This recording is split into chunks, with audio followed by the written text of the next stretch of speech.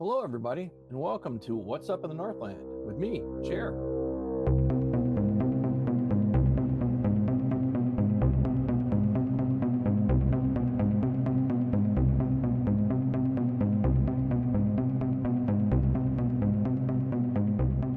Okay, so it's time for another episode of What's Up in the Northland.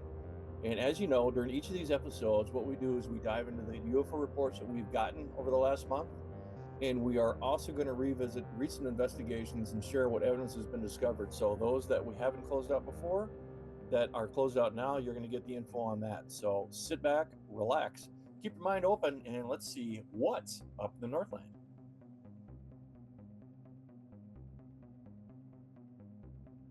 Okay, so let's start off with some updates. This one here was May 12th, 2025 at about 2 o'clock in the afternoon in Proctor, Minnesota, which is near Duluth.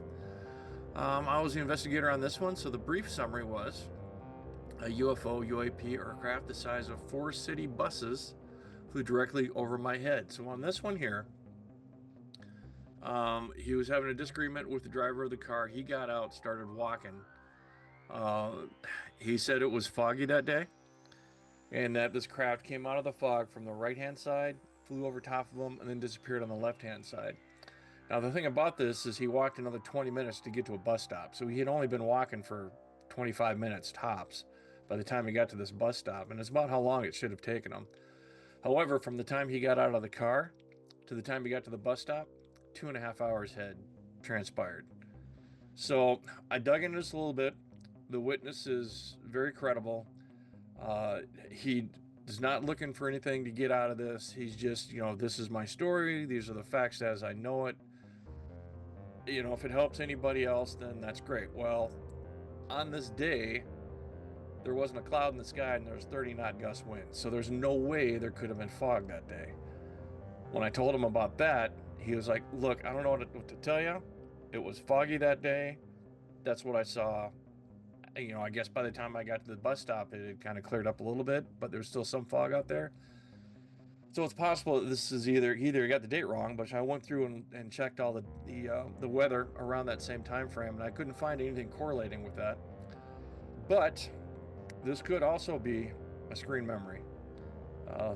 Screen memory of something that just wasn't really there, but was implanted into his mind. And that's kind of what I believe, because the guy seems very credible.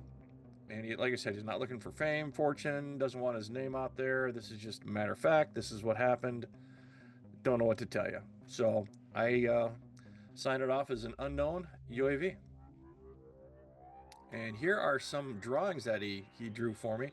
Now, it's interesting to note on here, the first one here on the left, he wasn't real happy with that, so he drew a couple more here on the right. You can see it was a triangular shaped craft, but what a lot of people don't say, and what he's got written here, is it was concave on the back. But I've heard a lot of stories where the back end of these craft are actually concave, and that's what he was trying to show here, was the concaveness of that back of the aircraft. So again, I'm going with unknown UAV. Okay, so let's get into the new cases. There has been one new North Dakota case and one new northern Minnesota case reported since our August meeting. So let's take a look, see what we got. Okay, North Dakota cases, we're going to start off with those, or that one. This happened in January of 2020, so kind of a historical one. It was at night in Fargo. Anna's on this one. The witness summary is, had a dream that felt like a memory. Well, I looked into a little bit more of this one as far as what was written in our case management system. And this is an ERT case, or an experiencer resource team case. Anna's a member of that team, so as she interviews this person for this sighting, she'll also be doing the ERT portion of it. So this is all I can tell you. I can't tell you anything else. ERT cases are confidential, so this is all you're going to get on this one. So thank you, Anna. You're on it.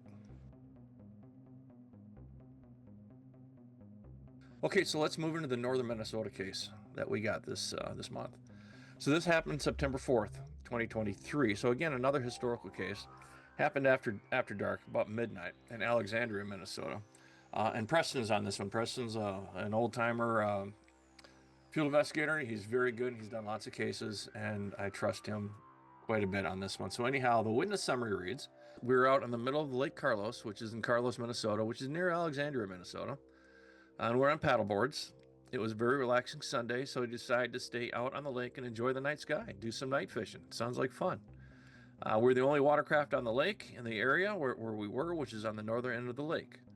Well, they saw something out there, but just before the object appeared, the entire area on the lake became silent and still.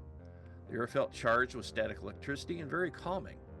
But then to the southeast, they both saw this 100-foot ripple effect, similar to like if you're dropping a pebble into a still pond and whatever. Anyhow, out pops this bright orange, like the center of a fire pit with the hot coals orange, roundish object. It traveled at a near slow jog pace, steady in altitude, so it must have rose up and then just kind of was moving. Steady in direction, yet was slowly spinning and changing shape within its glowing framework. The object continued on its path and out of sight. We've had multiple sightings near this area of other anomalies and several sightings in the daytime of something akin to the Booga Sphere. Now, you can look up the Booga Sphere, but we've actually been talking about that quite a bit lately. And we had a case up by Sabine, which is not far from Alexandria, where we have a video of a sphere that is flying through the air. So you can reference that video, and I don't remember exactly which one it is. So you might have to search that one a little bit. It's on our channel right here, and you can find it. So it's something to the Booga Sphere. So anyhow, Preston was in on this one. There was a video, but we weren't able to get it to upload. Preston talked to him, was able to see some other video, but I haven't seen that video yet. And Preston has decided that this is actually an unknown UAV. If we get that video, we'll have that in a future video here, so y'all can see it.